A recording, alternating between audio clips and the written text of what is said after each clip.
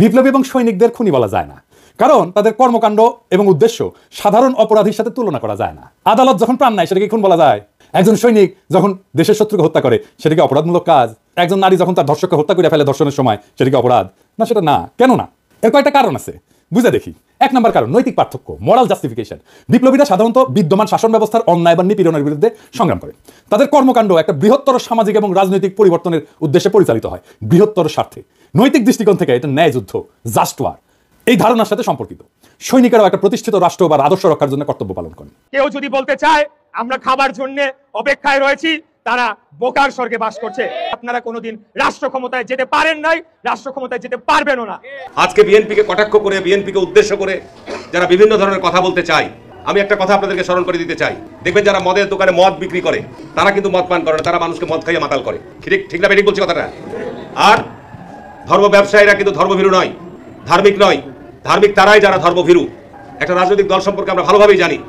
বিতর্ক পিছু ছাড়ছেই না ক্ষমতাচ্যুত সাবেক প্রধানমন্ত্রী শেখ হাসিনার ভাগ্নে টিউলিপ সিদ্দিকের। এবার যুক্তরাজ্যের লন্ডনে ক্ষমতাসীন লেবার পার্টির মন্ত্রী টিউলিপ সিদ্দিকের পরিবারের আরও একটি ফ্রি ফ্ল্যাটের হদিশ মিলেছে। সেই ফ্ল্যাটটি ছিল শেখ রেহানার ছোট মেয়ে আজমিনা সিদ্দিক রূপন্তীর। এমনই বিস্ফোরক তথ্য দিয়েছে ব্রিটেনের সংবাদ মাধ্যম দ্য সানডে টাইমস। বর্তমানে টিউলিপ ব্রিটেনের অর্থ মন্ত্রণালয়ের ইকোনমিক সেক্রেটারি তথা মন্ত্রী হিসেবে দেশের আর্থিক খাতের দুর্নীতি অপরাধ বন্ধের কাজটি দেখভাল করছেন। তিনি প্রায় 50 বছর আত্মগোপনে থাকার পর অবশেষে প্রকাশ্যে আসলেন মেজর ডালিম। সাবেক সামরিক কর্মকর্তা লাইভে এসে বলেন মুজিব মারা যায়নি, একটি সেনা অভ্যুত্থানে তিনি নিহত হয়েছেন। বাকশাল বিদের পর কোটি কোটি মানুষ রাস্তায় নেমে এসে শুকরিয়া আদায় করেছে। তিনি বলেন শেখ মুজিব তার জুলুমের মাত্রা এতটাই তীব্র করেছিল, স্বৈরাচারী আচরণের মতো, যে তখন মানুষের রবের কাছে মুক্তি চাচ্ছিল তার জুলুমের অবসানের জন্য।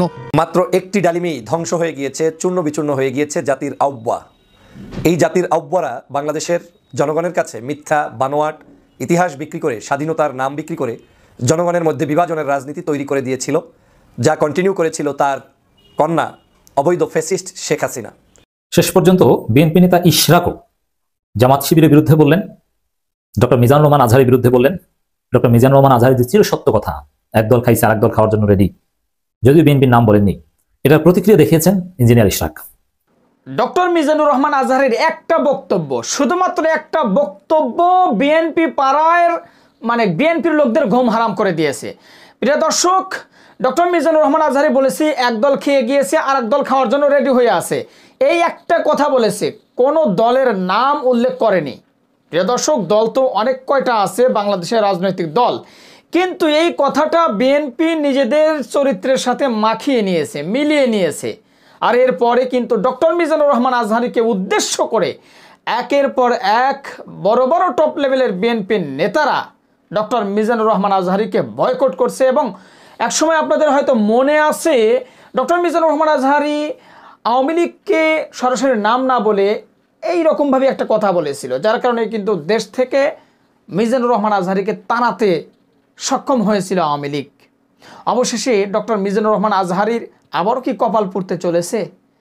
যে পরিস্থিতি ঘটতেছে, যে পরিস্থিতি চলতেছে, তাতে বোঝাই যাচ্ছে যে বিএনপি প্রচণ্ড পরিমাণে ক্ষিপ্ত ডক্টর মিজানুর রহমান আজহারির প্রতি। কেননা তিনি ওই বক্তব্যটা দেওয়ার পর থেকেই বিএনপি মনে করছে তাকে উদ্দেশ্য করেই বা তাদেরকে উদ্দেশ্য করেই মিজানুর রহমান আজহারি কথাটি বলেছে জামাতের পক্ষ নিয়ে। প্রিয় দর্শকের পরেই কিন্তু সোশ্যাল মিডিয়া তোলপাড়। আজকে মূলত দুটি বিষয় নিয়ে আপনাদের সম্মুখে হাজির হওয়া। একটা হলো ডক্টর মিজানুর রহমান আজহারি ইস্যু এবং বিএনপি, আর আরেকটা হলো মেজর ডালিম। গতকাল রাত্রিতে সাংবাদিক ইলিয়াস হুসাইনের সাক্ষাৎকার দিয়েছে, বিষয়টি নিয়ে কিন্তু আরও বিস্তারিত খোলাসা করেছে পিনাকি ভট্টাচার্য। ভিডিওর শুরুতে হয়তো তার ভিডিওর কিছুটা অংশ বিশেষ আপনারা দেখছেন। মূলত সেই দুটি টপিক নিয়ে কিন্তু আজকের এই ভিডিওটি সাজানো হয়েছে, তাই সবাইকে বলবো একটু ধৈর্য সহকারে আজকের এই ভিডিওটি আপনাদের সবাইকে দেখতে হবে। তো চলুন আর কথা না বাড়াই, একটা লাইক দিয়ে সবগুলো ভিডিওর বিস্তারিত আলোচনাগুলো শুনে আসি। যাই হোক, বুড়া আমাদের মাঝে আরো অনেকদিন বাইচা থাকেন, ওনার লাইভ এপিসোড করছে ইলিয়াস। এইটাই সম্ভবত বাংলাদেশের মানুষের সর্বোচ্চ দেখা লাইভ। ইউটিউবে একসঙ্গে সর্বাধিক সংখ্যক দর্শকের লাইভ স্ট্রিমের রেকর্ডটা 8 মিলিয়ন। তবে এইটা বাংলা ইউটিউবের সর্বোচ্চ, এটা নিঃসন্দেহ, এবং আমার মনে হয় এই রেকর্ড আর কেউ কখনো ভাঙতে পারবে না। এইবার আসেন এপিসোডের প্রসঙ্গে। বাম, আওয়ামী লীগ আর প্রগতিশীল বিএনপি পুচ্ছে আগুন লাগিয়েছে একই সাথে। যাই হোক, আমি সবগুলো আগুন নিয়ে আজকে কথা বলবো না, কয়েকটা আগুন নিয়ে কথা বলি। প্রথম অভিযোগ কি, মেজর ডালিম নাকি খুনি। আসলে কি মেজর ডালিম খুনি? আসলে না, খুঁজে দেখি। বিপ্লবী এবং সৈনিকদের খুনি বলা যায় না, কারণ তাদের কর্মকাণ্ড এবং উদ্দেশ্য সাধারণ অপরাধীর সাথে তুলনা করা যায় না। আদালত যখন প্রাণ নেয় সেটাকে খুন বলা যায়? একজন সৈনিক যখন দেশের শত্রুকে হত্যা করে সেটাকে অপরাধমূলক কাজ? একজন নারী যখন তার ধর্ষককে হত্যা করে ফেলে ধর্ষণের সময় সেটাকে অপরাধ না? সেটা না। কেন না? এর কয়েকটা কারণ আছে, বুঝে দেখি। 1 নম্বর কারণ নৈতিক পার্থক্য, মোরাল জাস্টিফিকেশন। বিপ্লবীরা সাধারণত বিদ্যমান শাসন ব্যবস্থার অন্যায় বা নিপীড়নের বিরুদ্ধে সংগ্রাম করে। তাদের কর্মকাণ্ড একটা বৃহত্তর সামাজিক এবং রাজনৈতিক পরিবর্তনের উদ্দেশ্যে পরিচালিত হয়, বৃহত্তর স্বার্থে। নৈতিক দৃষ্টিকোণ থেকে এটা ন্যায় যুদ্ধ, জাস্ট ওয়ার, এই ধারণার সাথে সম্পর্কিত। সৈনিকেরাও একটা প্রতিষ্ঠিত রাষ্ট্র বা আদর্শ রক্ষার জন্য কর্তব্য পালন করেন। 2 নম্বর, উদ্দেশ্যের মাহাত্ম্য, এটাকে ইংরেজিতে বলে এন্ডস ভার্সেস মিনস। বিপ্লবী বা সৈনিকদের কর্মকাণ্ডের উদ্দেশ্য ব্যক্তিগত স্বার্থ না, বরং এটা বৃহত্তর সমাজ জাতির জন্য। দার্শনিক ইমানুয়েল কান্ট বা জন স্টুয়ার্ট মিলের মতবাদে উদ্দেশ্যের গুরুত্ব এবং প্রভাব নিয়ে আলোচনা আছে। মিলের উপযোগবাদ বলে একটা তত্ত্ব আছে। এটা অনুযায়ী যদি একটা কর্ম বৃহত্তর জনগণের কল্যাণে হয় তবে সেটা নৈতিকভাবে গ্রহণযোগ্য। 3 নম্বর, সমাজের দৃষ্টিভঙ্গি বা পারসেপশন বাই সোসাইটি। সমাজ সাধারণত সৈনিকদের রক্ষক এবং বিপ্লবীদের ন্যায়ের প্রতীক হিসেবে দেখে। সময়ের সঙ্গে অনেক বিপ্লবীকে নায়ক হিসেবে স্বীকৃতি দেওয়া হয়। এটার আইনি ব্যাখ্যাও আছে। 1 নম্বর হইতেছে যে লেজিটিমেসি অফ অ্যাকশন, মানে রাষ্ট্রীয় বৈধতা। সৈনিকদের কর্মকাণ্ড রাষ্ট্রীয় আদেশের আওতায় ঘটে। আন্তর্জাতিক আইন অনুযায়ী যুদ্ধ বা প্রতিরক্ষায় হত্যা বৈধ যদি তা যুদ্ধের আইন মেনে চলে। 2 নম্বর হচ্ছে রাজনৈতিক লড়াই বনাম অপরাধ, পলিটিক্যাল স্ট্রাগল ভার্সেস ক্রাইম। বিপ্লবীরা সবসময় বিদ্যমান আইন ভঙ্গ করে। বিপ্লব বা অভ্যুত্থান বিদ্যমান আইনের উপরে। সেই জন্য বিপ্লবীদের কর্মকাণ্ডকে অপরাধ হিসেবে বিবেচনা করা যায় না, কারণ আইন এটা সংজ্ঞায়িত করে বা ডিফাইন করে অপরাধ, আর বিপ্লব এটার উপরে। উপরে থেকে এই অপরাধের ডেফিনেশন তো বিপ্লব গ্রহণ করবে না। জুলাই বিপ্লবে পুলিশ নিহত হয়েছিল, মারা গেছিল, মারে ফেলা হয়েছিল, এটা অপরাধমূলক কাজ না, এটা বিপ্লবী সহিংসতা। এই জন্য এই হত্যার বিচার করা যাবে না, কারণ বিপ্লব অভ্যুত্থান আদালত বা আইনের চাইতে বড়। যদি পুলিশ হত্যার বিচার হয় তাহলে ধরে নেবেন বিপ্লব পরাজিত। 15ই আগস্টের বিপ্লব পরাজিত হয়েছিল জন্য আগস্ট বিপ্লবের নায়কদের বিচার এবং ফাঁসি হয়েছিল। 3 নম্বর হইতেছে যে ইচ্ছাকৃত হত্যা বনাম কর্তব্য, ইন্টেনশনাল কিলিং ভার্সেস ডিউটি। সাধারণ অপরাধী ব্যক্তিগত স্বার্থে হত্যা করে, অন্যদিকে সৈনিকেরা যুদ্ধক্ষেত্রে এবং বিপ্লবীরা সামাজিক রাজনৈতিক কাঠামো এবং বিদ্যমান ব্যবস্থা বদলের উদ্দেশ্যে কাজ করে এবং এর ক্ষেত্রে বিপ্লবী সহিংসতা হয়। এইটা তাদের কাজকে ইচ্ছাকৃত হত্যাকাণ্ড থেকে আলাদা করে। সেই জন্যই তাদের কাজগুলোকে ইচ্ছাকৃত হত্যাকাণ্ড থেকে আলাদা হয়ে যায়। শেখ মুজিবকে কেউ খুন করেনি, সে অভ্যুত্থানে নিহত। তার পরিবারের সদস্যদের কেউ খুন করেনি, তারাও অভ্যুত্থানে নিহত। দ্বিতীয় অভিযোগ হচ্ছে মেজর ডালিম শিশু হত্যা করেছে। আবার ইন্টারেস্টিংলি কৌতুকপ্রদভাবে এটা আইসিছে বামেদের কাছ থেকে। হ্যাঁ, মেজর ডালিমকে শিশু হত্যা করেছে। মেজর ডালিম 32 নম্বর আক্রমণ করে নাই, তারে দায়িত্ব দিতে চাইছিল, সে নেয় নাই। কারণ মুজিব পরিবারের সাথে তার একটা ব্যক্তিগত পারিবারিক সম্পর্ক ছিল। সে গেছিল মুজিবের ভগ্নিপতি আব্দুর রব শেরনিয়াবাতের বাসায়। সেখানে তার 14 বছরের বয়সী মেয়ে বেবি, 12 বছরের বয়সী ছেলে আরিফ এবং 4 বছর বয়সের নাতি সুকান্ত আব্দুল্লাহ, যেটা আবুল হাসনাত আব্দুল্লাহর ছেলে, ও মারা যায়। আবুল হাসনাত আব্দুল্লাহ হারামজাদাটা পানির ট্যাঙ্কে লুকেছিল, বেঁচে যায়। কিন্তু কথা হইতেছে বাড়ির নারী আর শিশুদের বন্দুকের মুখে ফেলায় পানির ট্যাঙ্কে লুকেছিল কেন হারামজাদাটা? ওইটা জয় বাংলা হইলে তো আরো সুবিধা হইলেনি। যাই হোক, এবার আসেন দেখি মহান বিপ্লবের সময় শিশুদেরকে হত্যা করা হয়েছিল যতগুলো বিপ্লব হয়েছে ইতিহাসে, যেগুলো নাম জানি আমরা, যেগুলো নিয়ে কাইট হয়ে পড়ে যায় বিপ্লবীরা। আসেন সেটা দেখি। ফরাসি বিপ্লবের সময় লুই শার্লস, যাকে লুই সপ্তদশ বলা হয়, মানে রাজা ষোড়শ লুই এবং মেরি আতরনাথের ছোট ছেলে, বন্দী অবস্থায় খাইতে না দিয়ে কারাগারে রেখে মৃত্যুর দিকে ঠেলে দেওয়া হয়। যখন তার মৃতদেহ বের করা হচ্ছিল তার শরীরে কোনো মাংস ছিল না, কঙ্কালের উপরে চামড়া। বিপ্লবীরা হত্যা করবে না, কারণ তাদের পবিত্রতা নষ্ট হবে, কিন্তু খাইতে না দিয়া দিনের পর দিন কষ্ট দিয়া মেরে ফেলা যাবে। তো ফরাসি বিপ্লব নিয়ে আধিখ্যাত তো করে সবাই। আবার রুশ বিপ্লব নিয়ে তো বামেরা কাইট হয়ে পড়ে যায় না? যে বামেরা কবে তাদেরকে কইবেন এটা, যে রাশিয়ার জার দ্বিতীয় নিকোলাস এবং তার পরিবারের সদস্যদের বন্দী করে কমিউনিস্টরা। জার কিন্তু তখন ক্ষমতায় না, জারের ক্ষমতা অনেক আগে চলে গেছে। কমিউনিস্টরা কিন্তু জারের কাছ থেকে ক্ষমতা নেয়নি। কমিউনিস্টরা কেরেনস্কি সরকারকে উৎখাত করে ক্ষমতা নিয়েছে, মানে লেনিন। ক্ষমতা নেওয়ার পরে 18 সালে 17 জুলাই একসাথে হত্যা করে এই জারের পরিবারকে, তার স্ত্রী আলেকজান্ডার এবং তাদের 5 সন্তান, অলগা, তাতিয়ানা, মারিয়া, আনাস্তাসিয়া এবং অ্যালেক্সি। লেনিন মনে করছিল জারের পরিবার যদি বেঁচে থাকে তাহলে তারা রাজতন্ত্র পুনরুদ্ধারের জন্য কাজ করতে পারে। এই জন্য পুরো পরিবারকে হত্যা করার সিদ্ধান্ত নেওয়া হয়। পরিবারের সকল সদস্যদেরকে কমিউনিস্ট বিপ্লবীরা গুলি করে হত্যা করে, পরে তাদের মৃতদেহ অ্যাসিড দিয়ে বিকৃত করে মাটিতে পুঁতে ফেলা হয়। এর মধ্যে আনাস্তাসিয়া নিকোলায়েভনার এর বয়স ছিল 17 বছর, আর অ্যালেক্সি নিকোলায়েভিচের বয়স ছিল মাত্র 13 বছর। 2 ক্ষেত্রেই প্ল্যান করে মারা হয়েছে অনেক পরে। 15 আগস্টে শিশুরা মারা গেছে কোল্যাটারাল ড্যামেজে, প্ল্যান করা হয়নি যে শিশুদের মারা হবে। এখন আমরা যদি বলি মেজর ডালিমেরা তো শিখেছে ফরাসি আর রুশ বিপ্লব থেকে, উত্তর আছে আগে বামেরা লেনিনের বিচার করুক, ফ্রেঞ্চ রেভলিউশনের বিপ্লবীদের বিচার করুক, জবাব আনুক, আমরা তারপরে জবাব দেবো। কেউ যদি বলতে চায় আমরা খাবার জন্য অপেক্ষায় রয়েছি, তারা বোকার স্বর্গে বাস করছে। আপনারা কোনোদিন রাষ্ট্র ক্ষমতায় যেতে পারেন নাই, রাষ্ট্র ক্ষমতায় যেতে পারবেনও না। আপনারা সকলেই জানেন যে গত 5ই আগস্ট খুনি স্বৈরাচারী ফ্যাসিস্ট হাসিনা একটি গণ অভ্যুত্থানের মুখে দেশ ছেড়ে পালিয়ে গিয়েছে। পালিয়ে গেলেও হাসিনার যারা দোসররা রয়েছে, যারা তার গুম খুনের সহযোগী ছিল, গত 16 বছরে একদলীয় শাসন ব্যবস্থায় যারা তাকে সহযোগিতা করেছে, তারা কিন্তু এখনো বাংলাদেশে রয়ে গিয়েছে। বিশেষ করে বিভিন্ন সরকারি দপ্তরগুলোতে তারা এখন বহাল তবিয়তে রয়েছে এবং তারা ষড়যন্ত্র করে চলেছে। এখনো বিএনপির বিরুদ্ধে তাদের ষড়যন্ত্র অব্যাহত রয়েছে। বৃহৎ অন্য রাজনৈতিক দলের নেতার মুখে শুনলাম যে এক দল খেয়ে গিয়েছে, আরেক দল খাওয়ার জন্য নাকি বসে রয়েছে। তো আমি তাদের উদ্দেশ্যে বলতে চাই যে এই ধরনের মন্তব্য করে আমাদের যে ঐক্য সৃষ্টি হয়েছিল খুনি হাসিনার বিরুদ্ধে, সেই ঐক্যকে বিনষ্ট করলে সবশেষে গিয়ে দেশ এবং জনগণেরই ক্ষতি হবে। আমরা 16 বছর দেশনেত্রী বেগম খালেদা জিয়া এবং তারেক রহমানের নেতৃত্বে যে আন্দোলন সংগ্রাম করেছি, সেটি একটি ঐতিহাসিক আন্দোলন হয়ে থাকবে আমাদের হাজার হাজার ভাই বোনেরা। গুম হয়েছে, খুন হয়েছে, আমরা মিথ্যা মামলায় বারে বারে জেলে গিয়েছি, আমাদের উপর এমন কোনো অত্যাচার নির্যাতন নাই যেটা করা হয় নাই। আমাদের ব্যবসা বাণিজ্য নিয়ে যাওয়া হয়েছে। সর্বশেষ আপনারা দেখেছেন গত ডামি নির্বাচনের আগে এরকম ভয়াবহ আগ্রাসী ভূমিকা এই পতিত স্বৈরাচারের পুলিশ বাহিনী করেছিল। সেখানে গ্রাম দেশে আমাদের মা বোনদের ঘরে বুট জুতা পরে পুলিশ ঢুকে গিয়ে তল্লাশি চালিয়েছে, ভাঙচুর করেছে। এই ধরনের অত্যাচার নির্যাতন আর অন্য কোনো দল সয় নাই। আমরাই কেবল জনগণের অধিকার প্রতিষ্ঠার জন্য লড়াই করে চলেছি। অতএব কেউ যদি বলতে চায় আমরা খাবার জন্য অপেক্ষায় রয়েছি, তারা বোকার স্বর্গে বাস করছে। আমি বলবো যে আমাদের পেটে যতটুকু খাবার আল্লাহ ঢোকানোর ক্ষমতা দিয়েছে, আপনাদেরকেও মানুষ হিসেবে ততটুকুই দিয়েছে। এখন আপনারা ইতিপূর্বে খেতে পেরেছেন কিনা সেটা নিয়ে হয়তোবা আপনাদের কোনো ক্ষোভ থাকতে পারে যে আপনারা কোনোদিন রাষ্ট্র ক্ষমতায় যেতে পারেন নাই, রাষ্ট্র ক্ষমতায় যেতে পারবেনও না। দেখবেন যারা মদের দোকানে মদ বিক্রি করে তারা কিন্তু মদ পান করে না, তারা মানুষকে মদ খাইয়ে মাতাল করে। ধর্ম ব্যবসায়ীরা কিন্তু ধর্মভীরু নয়, ধার্মিক নয়। ধার্মিক তারাই যারা ধর্মভীরু। অন্তর্বর্তীকালীন সরকারকে বলতে চাই যে নাটক বন্ধ করেন। আজকে বিএনপিকে কটাক্ষ করে, বিএনপিকে উদ্দেশ্য করে যারা বিভিন্ন ধরনের কথা বলতে চায়, আমি একটা কথা আপনাদেরকে স্মরণ করে দিতে চাই। দেখবেন যারা মদের দোকানে মদ বিক্রি করে তারা কিন্তু মদ পান করে না, তারা মানুষকে মদ খাইয়ে মাতাল করে। ঠিক না বেরিয়ে বলছি কথাটা? আর ধর্ম ব্যবসায়ীরা কিন্তু ধর্মভীরু নয়, ধার্মিক নয়। ধার্মিক তারাই যারা ধর্মভীরু। একটা রাজনৈতিক দল সম্পর্কে আমরা ভালোভাবেই জানি, যখন উদ্দেশ্যমূলকভাবে বলে যে এক স্বৈরাচারকে বিদায় করে আর এক স্বৈরাচারকে নিয়ে আসবে, কাকে উদ্দেশ্য করে বলেন? এক চাঁদাবাজকে উৎখাত করে আর এক চাঁদাবাজকে, এই সমস্ত কথা যখন বলেন তাদেরকে উদ্দেশ্য করে বলেন। যখন বলে বাংলাদেশে একমাত্র তারাই এবং বাংলাদেশ সশস্ত্র বাহিনী তারাই নাকি দেশপ্রেমিক আর বাংলাদেশের অন্য সব চোর বাটপার, এই কথাগুলো বলেছিল পাকিস্তানের 71 সালে যুদ্ধের সময়। ওই রাজনৈতিক দলটি একই কথাই বলেছিল যে পাকিস্তান সেনাবাহিনী এবং আমরা ছাড়া আর কেউ দেশপ্রেমিক নয়। একই কথা তারাই 50-53 বছর পর একই কথা তারা বলছে। কি কথা ঠিক না বেরিয়ে বলছি? আজকে বাংলাদেশের মধ্যে তারা নতুন করে বিভাজন তৈরির কথা বলছে, আজকে চাঁদাবাজির কথা বলছে বা দখলের কথা বলছে। আমি আপনাদের কিছু তথ্য জানাই, সাংবাদিক ভাইরা রয়েছেন, বাংলাদেশের বিভিন্ন জায়গায় যাবেন, তাদের যেখানে যেরকম অবস্থান আছে তারাও এই সব কর্মের সাথে জড়িত। আরে আমরা তো বাংলাদেশ জাতীয়তাবাদী দল, আজকে যারা এই সমস্ত কর্মের সাথে জড়িত, আমাদের পার্টির অ্যাক্টিং চেয়ারম্যান স্পষ্টভাবে আজকে বিএনপির হাজার হাজার নেতা কর্মীকে শুধু বহিষ্কার নয়, তাদের বিভিন্ন দলের পদও তাদের স্থগিত করা হয়েছে। কি কথা ঠিক না বেরিয়ে বলছি? সুতরাং আমরা দীর্ঘ 15-16 বছর যাবত মাঠে রয়েছি। আমার বাড়ি, আমার জমি দখল করেছে, আমার সম্পদ দখল করেছে, আমার আপনার উপর মিথ্যা মামলা দিয়েছে।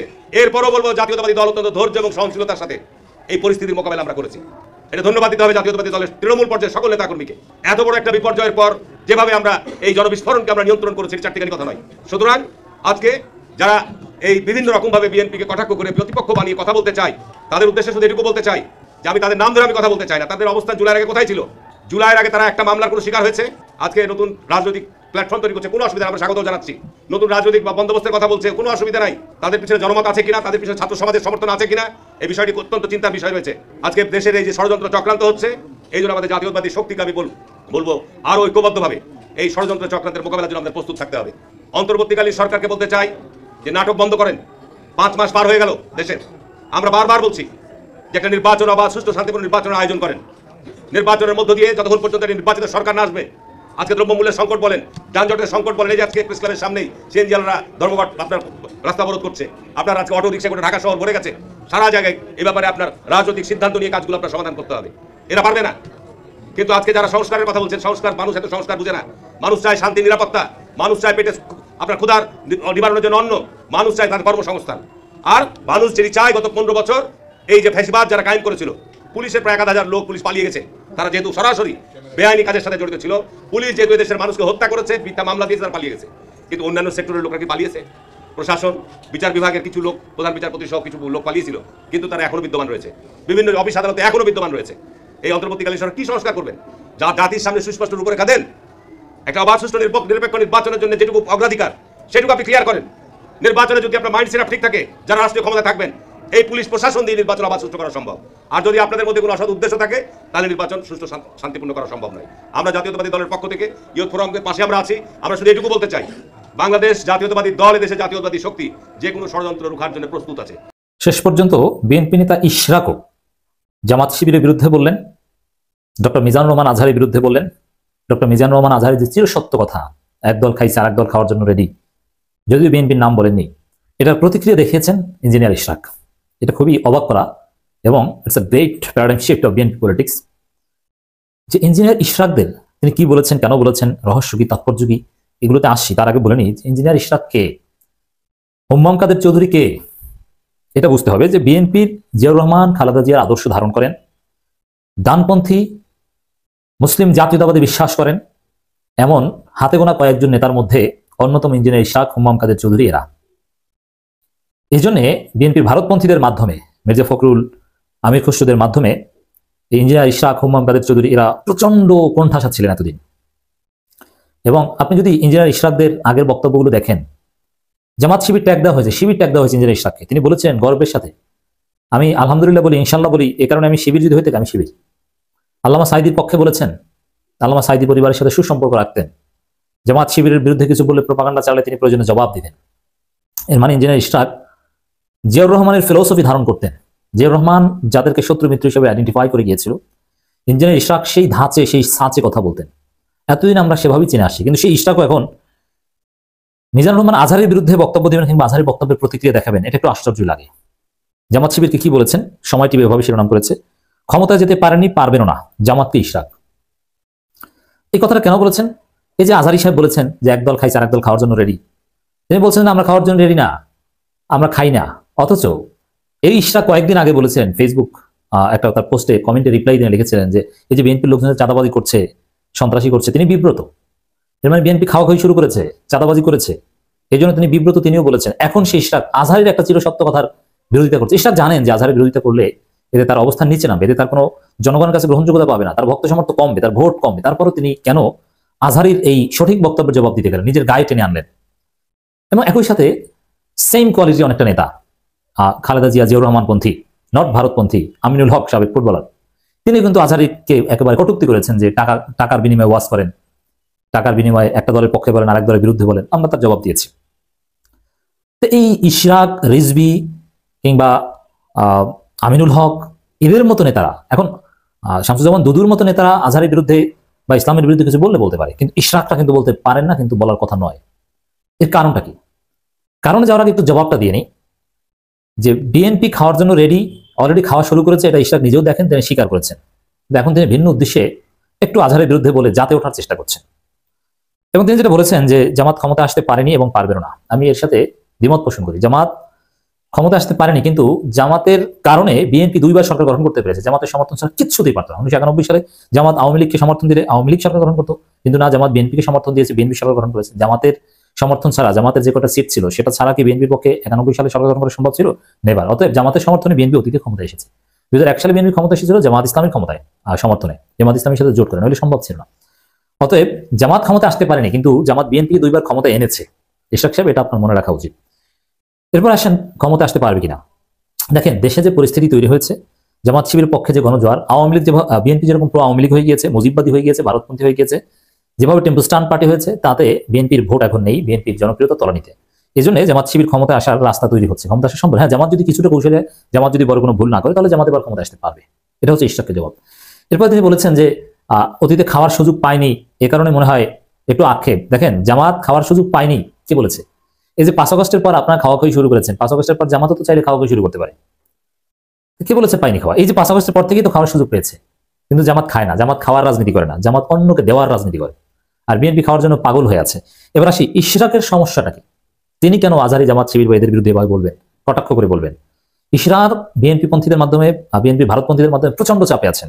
তো এই প্রেক্ষাপটে জাতে ওঠার জন্য আজহারের বিরুদ্ধে, জামাত শিবিরের বিরুদ্ধে একটু বলা দরকার, নাহলে এর সামনে কাউন্সিলে ইশরাক পোস্ট পজিশন পাবেন না। বিএনপির এখন ভারতপন্থীদের জয় জায়গায়। মাত্র একটি ডালিমি ধ্বংস হয়ে গিয়েছে, চূর্ণ বিচূর্ণ হয়ে গিয়েছে জাতির আহ্বা। এই জাতির আহ্বারা বাংলাদেশের জনগণের কাছে মিথ্যা, বানোয়াট ইতিহাস বিক্রি করে, স্বাধীনতার নাম বিক্রি করে জনগণের মধ্যে বিভাজনের রাজনীতি তৈরি করে দিয়েছিল, যা কন্টিনিউ করেছিল তার কন্যা অবৈধ ফ্যাসিস্ট শেখ হাসিনা। কিন্তু মাত্র একটা ডালিম, এই একটা ডালিমই ধ্বংস করে দিয়েছে তাদের সকল ক্ষমতার মিথ্যাচার এবং তাদের সকল প্রকার জনগণের উপরে চাপিয়ে দেয়া বিকৃত ইতিহাস। আপনারা দেখেছেন বাংলাদেশের ইতিহাসে এমন কোনো নজির এর আগে কখনো কেউ দেখেনি যে ইউটিউবের লাইভে সাংবাদিক ইলিয়াস সাহেবের পরিচালনায় গতকালকের যে শোটি অনুষ্ঠিত হয়েছে, একত্রে 8 লক্ষাধিক মানুষ যখন দেখতে ছিল, তখন সারা পৃথিবীর বাংলা ভাষাভাষী মানুষরা জাতির আহ্বার ইতিহাস শুনতে ছিল। এই যে জাতির আহ্বা, এই জাতির আহ্বা জনপ্রিয় নাকি ডালিম জনপ্রিয়, সেটা গতকালকের প্রমাণিত হয়েছে। জনগণ দেখেছে যে একজন মেজর ডালিম, একজন বীর মুক্তিযোদ্ধার 50 বছর পরে জনগণের সামনে তার চেহারাটা উত্থাপিত হয়েছে কিংবা আলোচনা অনুষ্ঠিত হয়েছে, তারপরেও জনগণ তাকে কি পরিমাণ শ্রদ্ধা করে, ভালোবাসে, নিজের প্রয়োজনীয় সময় নষ্ট করে এই ব্যক্তির বক্তব্য শোনার জন্য অধীর আগ্রহ অপেক্ষায় থাকে। বাংলাদেশে যখন আহ্বার সন্তান শেখ হাসিনা কোনো বক্তব্য দিতেন, তখন তাদের নিজস্ব পেজেও 200-500 মানুষকে যখন জামায়াত করতে পারতেন না, সেই মুহূর্তে জাতির কাছে দিকপাল হয়ে দৃষ্টান্ত উপস্থাপন করলেন সাংবাদিক ইলিয়াসের নেতৃত্বে এই মেজর ডালিম সাহেব। মেজর ডালিম সাহেব কিছু সত্য তিক্ত বক্তব্য জাতির কাছে উপস্থাপন করেছেন, যেটা জাতির আউব্বাদের অনুসারীদের, এই আউব্বাদের অনুসারীদের অনেক কষ্টের কারণ হয়ে দাঁড়াবে। কারণ ওরা মিথ্যার উপরে প্রতিষ্ঠিত একটি বাংলাদেশ দেখতে চেয়েছিল, ওরা মিথ্যার উপরে প্রতিষ্ঠিত একটি স্বাধীনতার ইতিহাস দেখতে চেয়েছিল, ওরা মিথ্যার উপরে প্রতিষ্ঠিত বাংলাদেশের একটি বাংলার মানুষের সাথে প্রতারণামূলক ইতিহাস রচনা করতে চেয়েছিল। কিন্তু মেজর ডালিম অকপটে বাংলাদেশের স্বাধীনতার ইতিহাস, স্বাধীনতার সময় কতজন মানুষ মৃত্যুবরণ করেছে করে নাই, কে রাজাকার, কে স্বাধীনতার ঘোষক, কে কিভাবে স্বাধীনতা চেয়েছে চায়নি, স্বাধীনতা পরবর্তী বাংলাদেশ, সার্বিক সকল বিষয়ে তার একটি নিজস্ব মতামত, যেটা তিনি চোখে দেখেছেন, সেই মতামত তিনি প্রকাশ করে জনগণের কাছে তাক লাগিয়ে দিয়েছেন। জনগণ দাবি তুলছে এই বীর মুক্তিযোদ্ধাকে, এই বিশিষ্ট ব্যক্তিকে, গুণীজনকে জাতি স্মরণ করবে এবং বাংলাদেশের পক্ষ থেকে তাকে শ্রদ্ধা ভরে বাংলাদেশে আগমন করানোর জন্য চেষ্টা করবে এবং তাকে নিয়ে আসবে, সেই প্রত্যাশা জনগণ করে। আপনারা নিশ্চয়ই জানেন যে সোশ্যাল মিডিয়ার যুগ, এই সোশ্যাল মিডিয়াতে কখনোই কোনো মিথ্যাচার করে পার পাবেন না।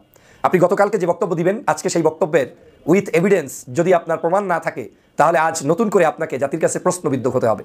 শেখ হাসিনা প্রতিদিন মিথ্যাচার করত, স্বাধীনতার ঘোষক নিয়ে মিথ্যাচার করত, স্বাধীনতা যুদ্ধ নিয়ে মিথ্যাচার করত, স্বাধীনতায় আওয়ামী লীগের অবদান নিয়ে মিথ্যাচার করত। এক বাক্যে কখনোই সত্য কথা তিনি বলতেন না। মেজর ডালিম অকপটে শেখ হাসিনার ব্যক্তিগত জীবন নিয়ে পর্যন্ত কথা বলেছেন, বৈবাহিক জীবন নিয়ে কথা বলেছেন, শেখ মুজিবের সকল প্রকার কর্ম পদ্ধতি নিয়ে তিনি কথা বলেছেন। কথা বলে জাতির কাছে তিনি এখন একজন স্মরণীয় ব্যক্তিতে রূপান্তরিত হয়েছেন। আমি একটা পোল দিয়েছিলাম, মাত্র সেখানে 3% ভোট জাতির আহ্বা পান নাই। এই যে জাতির আহ্বা, এই 3% পান নাই এখন পর্যন্ত, আর 97% ভোট মেজর ডালিম সাহেব পেয়েছেন। আমি শুধু লিখেছি ভালোবাসি ডালিম মুজিব। মুজিবের ভালোবাসার 3% মানুষও বাংলাদেশের সোশ্যাল মিডিয়ায়ও এখন নেই। আর এই জাতির কাছ থেকে যাকে দূরে সরিয়ে দেওয়া হয়েছিল, যে বাংলাদেশের মানুষের সত্যিকার একজন মুক্তিযোদ্ধা, সেই মেজর ডালিমকে যারা দূরে ঠলিয়ে দিয়েছিল, সেই ডালিম একেবারে অপরিচিত জায়গা থেকে লাইভে সংযুক্ত হয়ে বাংলাদেশের মানুষের কাছে জনপ্রিয়তার শীর্ষে অবস্থান করে গতকালকে লাইভ দৃষ্টান্ত স্থাপন করেছে ইউটিউবে, যে একত্রে এত মানুষ দেখতে পারে, সেটা মেজর ডালিমের পক্ষেই সম্ভব হয়েছে।